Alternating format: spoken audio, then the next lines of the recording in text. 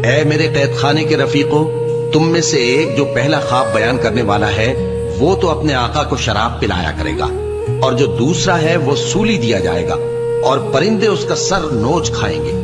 جو بات تم مجھ سے پوچھتے تھے وہ فیصل ہو چکی ہے، اور ان دونوں میں سے جس کی نسبت یوسف نے خیال کیا کہ وہ رہائی پا جائے گا، اس سے کہا کہ اپنے آقا سے میرا ذکر بھی کر دینا۔ پھر شیطان نے اسے ان کا اپنے آقا سے ذکر کرنا بھلا دیا، اور یوسف کئی برس قید خانے ہی میں رہے۔ اور بادشاہ نے کہا کہ میں نے خواب دیکھا ہے، دیکھتا کیا ہوں کہ 7 موٹی گائیں ہیں جن کو 7 دبلی گائیں کھا رہی ہیں، اور 7 خوشے سبز ہیں اور 7 خشک۔ اے درباریو، اگر تم خوابوں کی تعبیر دے سکتے ہو تو مجھے میرے خواب کی تعبیر بتاؤ۔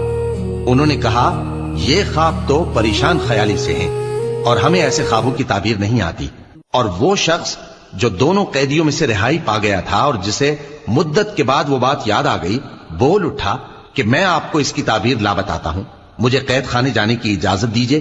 غرض وہ یوسف کے پاس آیا اور کہنے لگا، یوسف، اے بڑے سچے یوسف، ہمیں اس خواب کی تعبیر بتائیے کہ 7 موٹی گایوں کو 7 دبلی گائیں کھا رہی ہیں، اور 7 خوشے سبز ہیں اور 7 سوکھے، تاکہ میں لوگوں کے پاس واپس جا کر تعبیر بتاؤں۔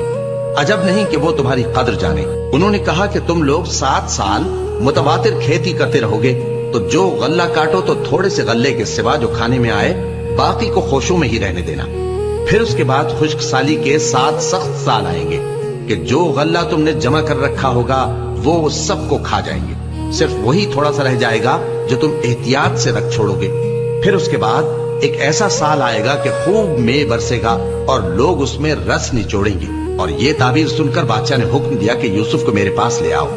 سو جب قاصد ان کے پاس گیا تو انہوں نے کہا کہ اپنے آقا کے پاس واپس جاؤ اور اس سے پوچھو کہ ان عورتوں کا کیا حال ہے جنہوں نے اپنے ہاتھ کاٹ لیے تھے، بے شک میرا پروردگار ان کے فریب سے خوب واقف ہے۔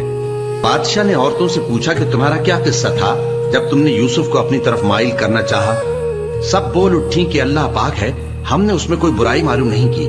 عزیز کی بیوی نے کہا، اب سچی بات تو ظاہر ہو ہی گئی ہے، اصل یہ ہے کہ میں نے اس کو اپنی طرف مائل کرنا چاہا تھا اور وہ بے شک سچا ہے۔